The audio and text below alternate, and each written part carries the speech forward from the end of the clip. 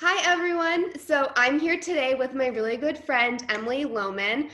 She actually works at A21, which is a anti-human trafficking organization. They're doing really amazing things. And that's actually the organization that opened my eyes up to this issue of human trafficking and just how widespread it is. So it's a really amazing organization. I'm super excited to have Emily here with us today. And just a little context for anyone that's kind of been following along. I'm working on a film about human trafficking. So as I've continued my education, there's just a lot that I'm being opened up to, and a lot of people like Emily that I'm speaking to who are experts in that area. So as I continue on that journey, I'm going to be just featuring some of these interviews with some friends that have been helpful. So thank you so much, Emily, for joining me today. I'm so excited to have you on here. Yes, I'm so excited too. It's going to be a great conversation. Yeah. So do you want to just start out by telling us what A21's mission is and what you do for A21? Totally. Yeah. So A21 stands for abolishing slavery in the 21st century. That's kind of a mouthful. So shortening it to A21 definitely makes it easier. But our mission is really to see slavery abolished everywhere forever. And I know we all know historically what slavery has looked like. And so we call this modern day slavery. It's taken a different form and it may look different, but it still is slavery of the sorts. And so A21, through multiple programs, we have a 3-tiered operational structure, which is basically reach, rescue, restore. So human trafficking is pretty holistic in terms of how it starts. It doesn't just happen in a moment. And if it does, it's really a minute percentage of it from the whole, taken scenario where people are just kidnapped off the streets. Yes, that happens, but it's a very, very minimal percentage. And so this normally happens starting at a place where individuals are vulnerable. So through our REACH programs, we do a lot of prevention and awareness. So the prevention is for those vulnerable populations, people who are vulnerable to being trafficked, but then the awareness is for people like you and I, average, everyday, Americans or citizens who have access to resources, etc., who need to have their eyes open to what it looks like for someone to be trafficked so that they could identify it in a moment and know what to do about it. And so we have multiple different curriculums for primary school prevention, for high schools, and for adults and minors, etc. And so we have our reach side of things, then we have the rescue side of things, which we work with law enforcement all over the world in all of the countries that we are located in, because we know that it's not just going to be us who does the work. We're such advocates of partnership because we want each person to play their part. We want the judicial system to play their part. We want law enforcement to play their part, and we want to play our part, which is advocating for the survivor and for the victim. So rescue operations look like partnering with the police to go on raids. It looks like our hotlines, our national hotlines that we run in 3 different countries. And so that's gathering information, bringing reports and tips to the police, and then helping them outwork those operations. And then we have the restore side of things. And that's pretty much what it sounds like. It's aftercare. It's really assessing the needs of each survivor who comes into our care and allowing for survivor-based care to take place. We want them to determine, where are they trying to go? What does independence look like for them? And how can we use the tools and the resources that we have to help them get to where they want to go? So that also looks like fighting for justice for them in terms of getting justice against their trafficker. So if there is the possibility where we could prosecute their trafficker, that's something we're super actively involved in, because that's a huge part of the healing process for those individuals to see the people who have caused them such harm actually be held accountable for their actions. So it's kind of like the 40,000-foot overview, but we call it the 3 R's, reach, rescue, and restore, which kind of sum up the totality of our operations. So amazing. A21, I just love how you guys have such a holistic approach, and like everything you just said kind of sets the stage to show just how multi-layered this issue is, in the ways starting with how it happens, leading all the way up to how it perpetuates. Like you mentioned, there's the legal system involved, and I know there's a ton of legislation that is now starting to improve, but that prevented law enforcement from even really going in and holding these people accountable. So we can go deeper into that a little bit later on, but I want to just start out by, like you mentioned, how Taken is kind of the extreme version. It's Yep. such a good example. I feel like that's everyone's reference point, especially because for me personally, before I got involved in this work, that's how I thought trafficking happened. I didn't think it happened in the U.S. And I didn't realize that there are so many different vulnerabilities that cause people to be trafficked depending on where you are in the world. So do you want to just start out by kind of explaining the general statistics of what we do know? Because I will say, and you can expand on this, it's so hard to pinpoint these statistics. So do you just want to start out by sharing what that is and why it's so hard to pinpoint it? Yeah, for sure. I think we've probably all heard different numbers probably over the last 10 years. Like there's 20 million people around the world who are enslaved. There's 40 million people, et cetera, et cetera. There's truly so much we don't know about trafficking, and we're really like gaining the tools and resources to be able to accurately evaluate it. But even if everyone watching thinks about their timeline of hearing about human trafficking, probably the max number of years ago that they heard about it was probably 10 years ago. That's really when people started to advocate for the anti-human trafficking cause, where it really started to be brought to light. And we really have just scratched the surface of how do we even assess the number of people who are in trafficking rings, who are being exploited, because realistically, we call this a crime that it's hidden, but it's in plain sight. So how do you assess something that's so hidden? And so as we dive further into fighting this, we're definitely finding ways to do that more accurately. But even at A21, we just use the phrase, there are millions of people enslaved around the world, more than ever before in human history, because that's the truth. Whether it's 20 million or whether it's 40 million, it's still such a vast number of people. And so with that being said, I think it's important to also not focus on the numbers. I think that's something like, I mean, we all grew up going to school and statistics and all this stuff, but sometimes numbers can be dehumanizing. We can just say, oh, there's 40 million people enslaved, or all these whatever, and we can kind of detach from the individual person. And so even at A21, we talk about how we focus on the one, and we believe, you know, we're going to see the day where thousands and thousands and millions are being rescued, but right now we're focusing on the one new survivor who comes into our care, their personal story, etc. And so there's a ton of statistics, and even the definition of human trafficking looks different around the world. There's multiple forms of human trafficking. A lot of people think that it's just sex trafficking. I mean, it is a major way people are trafficked, but it's not the only way. There's labor trafficking, which is exactly what it sounds like, trafficking people for labor, whether that's working on farms or car washes in the UK or nail salons, etc. And then there's domestic servitude, where that's individuals are trafficked and then they're held in families' homes, and they are deprived of basic necessities. They are abused and exploited, and they're also basically in charge of doing all the household work and everything you would think of someone who would come and be paid to be a household help, but they are not receiving the pay or the compensation. They're also being exploited. And so it looks very different. And I think even for me, I remember seeing the movie Taken, and that was before I knew much about human trafficking. And I was scared. I was like, oh my gosh, am I going to be abducted off the streets? All these things. And again, like I mentioned earlier, it does happen. It's not that that never happens. It's just not the majority way that individuals are trafficked. So basically, when you imagine a trafficking scenario, besides that like small percentage where it's just an opportunistic thing and someone is kidnapped, etc., it mostly looks like a process of what we call recruitment. And so the traffickers are recruiting the victims. And this comes from a series of vulnerability factors. And vulnerability can look very different. It doesn't necessarily mean poverty, although it can. It can look like a family situation that is really destructive or really abusive, and that individual is looking for a means of escape. It can look like poverty. It can look like a war-torn area. It can look like someone who's just lonely, who's searching for someone to affirm them, to show them that they're accepted, etc. And so mostly we see that human trafficking scenarios come about through a lot of false job advertisements. And this is something where if you envision yourself as, you know, a young girl growing up in Bulgaria, you don't have access to a lot of food, a lot of resources, your family is pretty impoverished, you don't have the opportunities that you see maybe around you.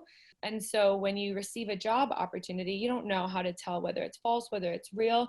You're just excited about the opportunity to live the life that you've seen, to live the dream, etc. And so when there's a job opportunity in Greece, you take all your money, everything you've earned, and you get yourself there. But then when you get there, you find out that it was actually a trick. And from there, it kind of looks like kidnapping. Like you're taken, your documents are taken away from you, and then you're forced into whatever trafficking scenario that trafficker is involved in, whether that's sex trafficking, labor trafficking, domestic servitude, or maybe a combination of all three or two of the three. And then there's a major scenario that we see a lot in the US, which is called the lover boy scenario.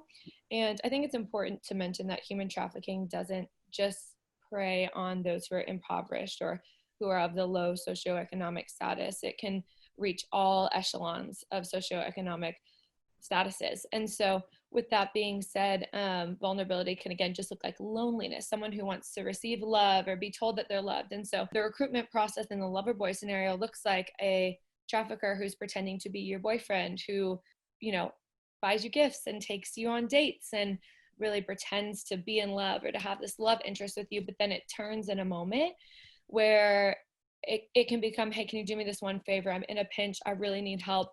And then there's blackmail involved. They know your family. There's so many different elements, and it becomes a trafficking scenario at that point and just progresses further. So I think those are important things to touch on that may not be fully understood. Yeah, that's so informative, and I think gives a really good picture of how it's so difficult to pinpoint it because it is such a widespread issue. And I love that you guys at A21 really focus on going after the one, because it's kind of like with the Holocaust. When you think of like the millions of people, you can't attach to it emotionally. It just feels very overwhelming for us. But you can connect so much with Anne Frank's story, right? And so Totally. I love that it gives us something really tangible to focus on of just that one person. And on that note, what are some signs to look for of someone that might be trafficked? Like you said, it's a hidden thing that's in plain sight. So what are the signs of someone that might be involved in trafficking? For sure. So there's some common signs that people would mostly be like, oh yeah, I could imagine that would be one. Of course, that there's signs of physical abuse, bruising, etc., scratches. Also, if there is a tattoo, sometimes on the neck or in different areas, it kind of serves as a brand where the trafficker will give a tattoo to the girls or the boys who are involved in that trafficking rings, kind of signifying that they're their property. There's also obviously change in demeanor. If there was someone who was really excelling in school and then all of a sudden their grades are dropping off, they're really far removed, they're dressing in a more provocative way than maybe they have before. You can tell their hair is done, their nails are done. There's a sudden shift and their demeanor is a lot more aloof. They're isolating themselves from friends. They're isolating themselves from their family. And I think it also looks different based on the trafficking scenario. So if a child is being, or if an individual is being trafficked via online exploitation, it can look like them being super tied to their phone or to their gaming console or whatever electronic device this is taking place on. And then if you see someone who's being trafficked potentially and they're not a US citizen, you can see that the other person, if you're in the airport, maybe they're holding all their documentation. There's a controlling manner that you see this boyfriend type person playing, the constant arm on the shoulder, but not in a loving way and more of a don't try anything way. And so really, really looking for that. Of course, there's the physical appearance of maybe weight loss that could have come from stress or maybe malnutrition or different things like that.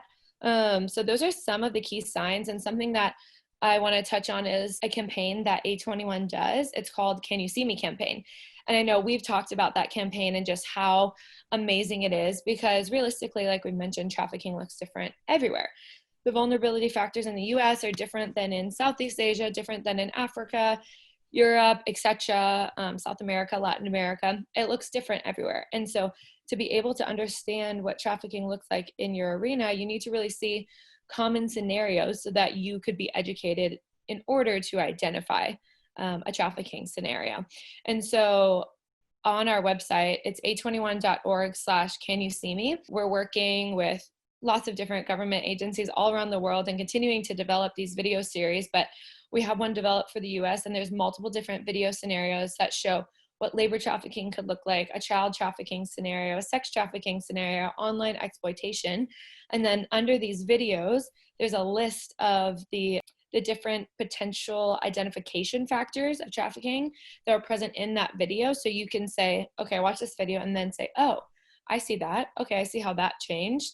And then it helps to give a visual representation of what these different identifiers can look like. Because sometimes you read a list and you're like, oh, yeah, yeah. But then when you see it, you're like, okay, I see how that actually translates. Right. The visual really helps. And you actually gave me this tip of also saving the National Human Trafficking Hotline, which Yep.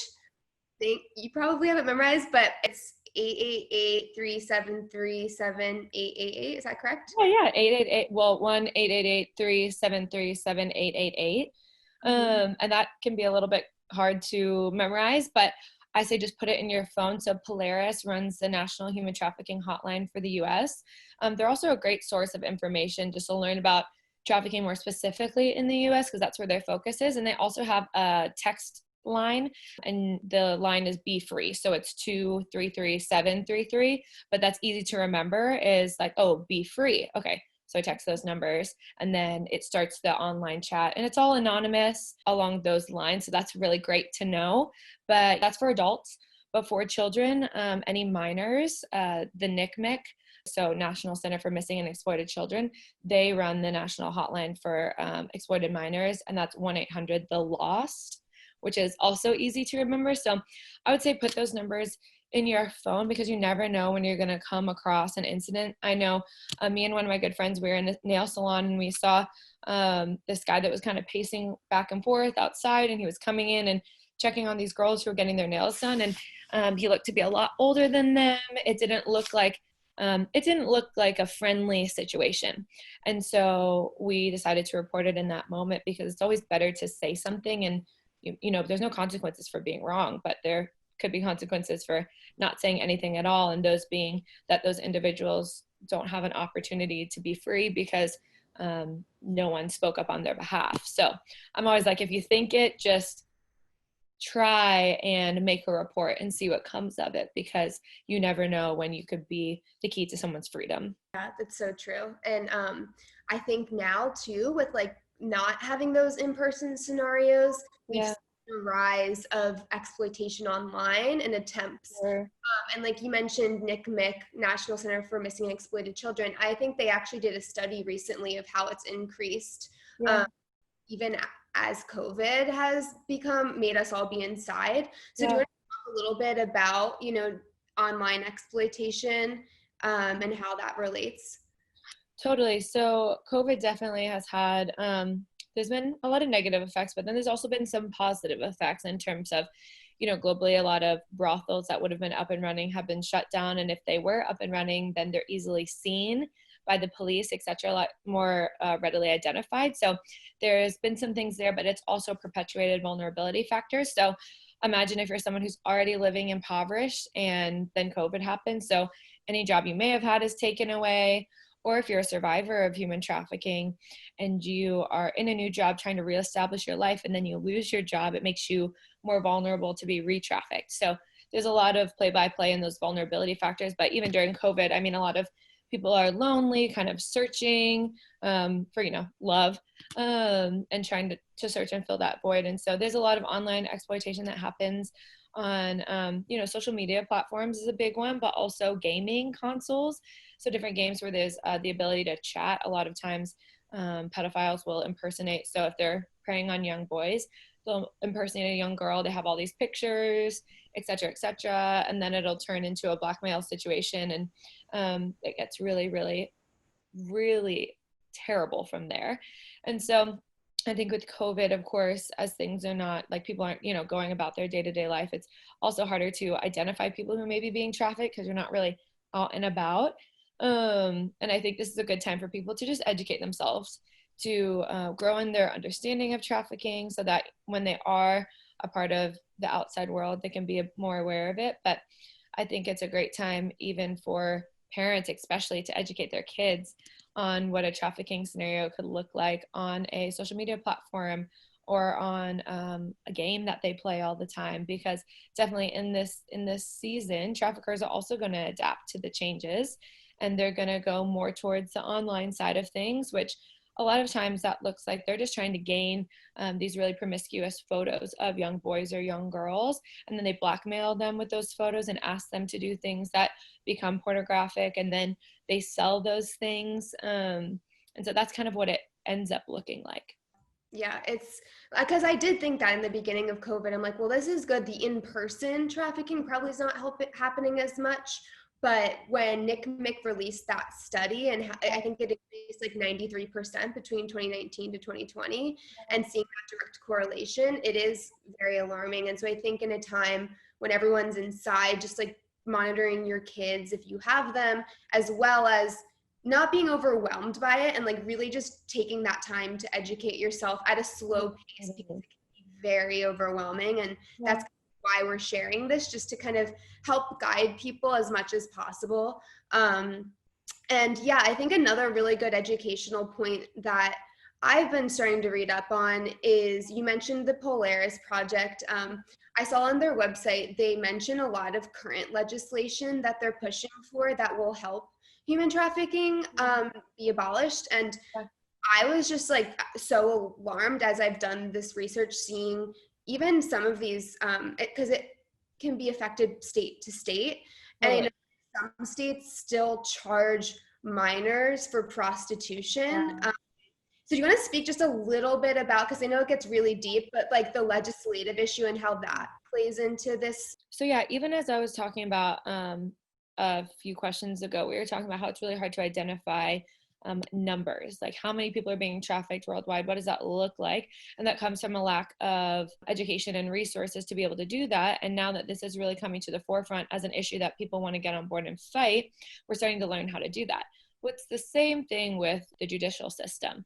So as people are educated and they learn more about what human trafficking looks like, and they learn more about the control that the trafficker has over the victims, they start to understand that, okay, this isn't actually a choice. Like, is there a choice if you're being blackmailed or your family is being threatened?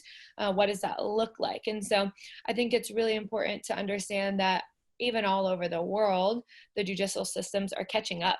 They're catching up to the knowledge that we're starting to see, and realizing that anytime a minor is prostituting themselves, there's got to be some sort of something behind that. That's not a choice that they're readily making in and of their own self. This is something that was caused by a vulnerability factor, someone preying on that vulnerability.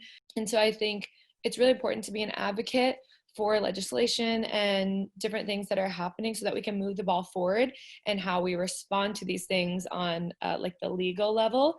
And so educating yourself through, Polaris's different informational topics on their website is super important, because then you can start to lobby that to your local government or to the national government, etc.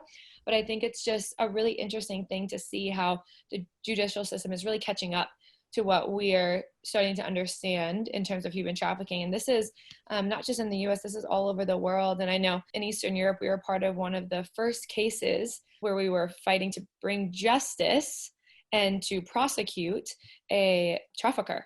And so with that being said, you can see the not intentional lack of awareness, but just because this issue has just recently really come to the forefront and people are really trying to understand and do things about it, but judicial systems are still trying to play catch up and figure out, okay, how do we sentence someone who has trafficked people? How do we prosecute them? What does this look like?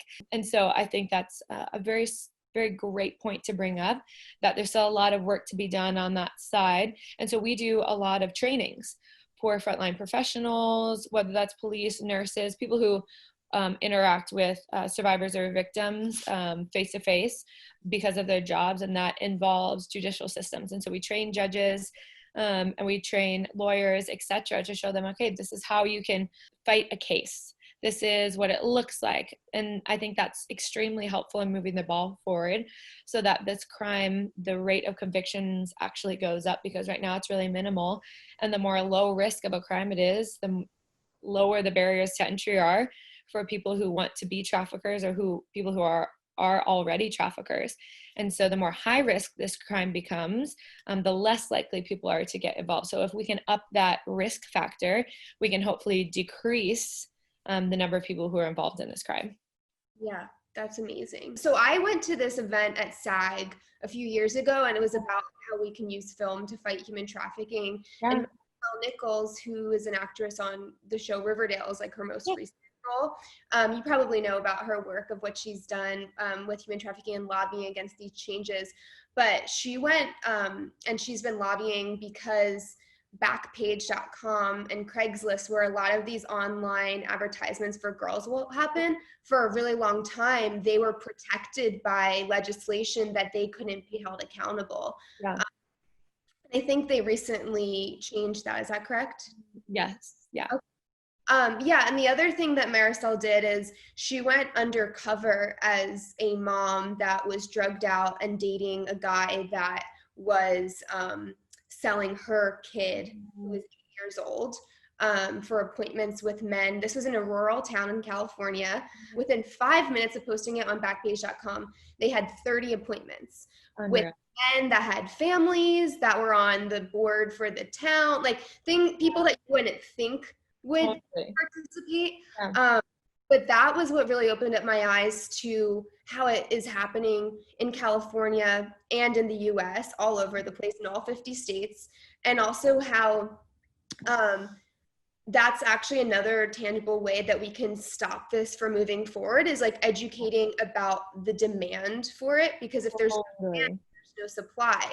So that's, we were talking about in the beginning, there's so many different layers to this. The pornography industry, and even, you know, brothels and prostitution, that all enables demand. So do you want to speak a little bit to that? Yeah, I mean, you covered it well, but I will add that even in a recent report that NCMEC put out, that of the almost 24,000 endangered runaways that they identified, 1 in 6 were likely to become a victim of child sex trafficking, which is prevalent in all 50 states. And so I think it's interesting to think about how these things take place. Like, you can say you're against human trafficking, but I mean, if you're involved in pornography, you are supporting it in a kind of like side way, because you're perpetuating the demand. And so I think it's really interesting to really think through these different like levels and gateways, if you think about it in that way, because even traffickers are probably supplying images or videos to porn sites. And there's a lot of things that go on behind the curtain, so to speak. And the average age of a child sex trafficking victim, according to NCMEC, is only 15 years old. And so there's a lot that come from foster care, and again, runaways is a big thing. And so I think when we think about all those different avenues and the different gateways to human trafficking and the demand and supply, if we're fueling those gateways, we're also inadvertently fueling the demand, which then if the demand is high, the supply is going to be high, et cetera, et cetera. And so I think, unfortunately, with the porn industry, sometimes people can become desensitized to just the horrors of human trafficking and child sex trafficking. And even in some, I would say some R-rated movies, I'm like, those scenes are perpetuating mindsets that are probably not healthy for the average person to go down, which could lead to, you know, a porn addiction or this, that, and the other. And so I think it's every person has to do their part to really identify the ways that they can themselves not perpetuate this. And so again, I'm not obviously speaking for the average person, but I'm speaking for the people who may think porn is separate from this issue, or et cetera, but it's all interlinked. And even in Western culture so often perpetuates the culture that we see around the world. And so if there's a massive porn culture here that's leading to individuals in the Western world traveling to Asia, East Asia, to participate in sex tourism, it's all interlinked, because then the culture that's here is perpetuating the demand that is in Asia, which is perpetuating individuals being brought into this industry. And so, yeah, hopefully that makes sense, but it's all very, very interlinked. Yeah, no, you did a really great job of explaining that. Yeah, I mean, I feel like we've done given a pretty widespread. I don't want to overwhelm anyone too much with this, but is there anything else that you think people should know in regards to all of this? Totally. Yeah, I think one thing that I will say, so even as you're researching what human trafficking looks like around the world, and even as you're trying to get educated, it can almost be a little frustrating sometimes because the statistics can be a little all over the place. Again, we explained why that is before, but also because when you think about it, most crimes, they don't involve the trading of human beings. When you think about the water crisis, or you think about arms trafficking, those are very easily understood. It's like, okay, you're trafficking different weaponry for all of these different purposes. Or when you think about the water crisis, it's like, okay, oh, we need clean water, so how do we do that? We dig a well, we do this. But with human trafficking, things are really complex. And so I would say don't get discouraged when it's hard to understand. And really, when you do the deep dive, be patient and educate yourself, continue to learn, because just as you're learning, still organizations who are even on the front lines are learning more and more and more about how we can educate different individuals and what this looks like on a global scale. And so I think it's important to not back down just because it's hard to ingest, but to keep in mind that the crux of this crime really centers around the manipulation and control of human beings. We're not evidence that can be stored in a locker in a police department. It's individuals who can be manipulated, controlled, brainwashed, etc. And so I think that's important to keep in mind, and to focus, again, like we talked about, on the one, and see the individual stories rather than just this massive number that can make you be like, oh, well, what can I do? And the founder of A21, Christine Kane, and her husband, Nick Kane, they always talk about how each of us can't do everything, but we can all do something. So it's figuring out what is this something that you can do, because it's not that any one person is going to bring an end to this atrocity. It's that all of us doing our part, whatever that is gonna end trafficking as we know it. Yeah, I love that. And I think sometimes we don't think that we can do much about it, but every person listening to this, like, you have a sphere of influence. You are influential. Your voice carries weight and power, and everybody has different giftings. And like Yeah. I mean, it is such a complex issue that reaches so many different sectors of society. So Yeah. whatever that sector that you're in, you really can make a change. So Yeah. yeah, like I love what you said about not being frustrated and really looking at this as a marathon, not a sprint, because it is going to take a while to even understand this, and then for these changes to start to come into play. And then tomorrow, so I'm going to post this on the day that it's actually World Human Trafficking Awareness Day. I may have Yeah. messed up the terminology of that. That's okay. It's all similar. Just World Day Against Trafficking. Yeah. Yeah, so I know there are some like tangible ways to get involved. Do you want to explain what they are? Yeah, for sure. So World Day Against Trafficking is something that the UN kind of settled on as a way to promote awareness about this crime. And so it's really garnered a lot of support in just really the past few years. But A21 specifically is going to be launching our Global Freedom Summit. So normally every year in October, the third week of October, we do Walk for Freedom, which is basically massive protests all over the globe. We had protests in over 500 cities in over 50 countries. But this year's going to look a little bit different because the world is in a different state, and we are trying to follow along with the guidelines of many different countries globally. So we're going to be changing it into the Global Freedom Summit. And so we're going to be launching it. You can get involved. And basically what it's going to look like is on the day, everyone is going to participate in this basically broadcast where a lot of experts are going to be coming in, educating about human trafficking, how to get involved. And then there's going to be a call to action and tangible ways to get involved in your community. And so anyone can host. Bring your friends over. If you have a business, ask if your business wants to host. If you're involved in any sort of organization, ask if they want to host, because the more people who are educated and understand what this looks like, the more people who can take action, and the more change we can see. And so we're going to be launching the Global Freedom Summit and all the details involved with that tomorrow on World Day Against Trafficking. And it's going to be really, really powerful. And so love to encourage you to join. There's also a ton of other ways you can get involved, and you can check out A21's website. There's also other organizations doing incredible work, like I said, Polaris and NCMEC. So you can check them out and see, and even look in your area if there's places you can volunteer, different shelters or organizations who may need help or donations. It's a great way to get involved and do your part, whatever your part might look like. That's amazing. And yeah, I'll tag A21's website as well as their social media. I personally follow A21's Instagram, and it's great. You guys really share a lot of pertinent information and in real time, like survivors that have been rescued, which is really encouraging, especially along the way when you're feeling overwhelmed by this.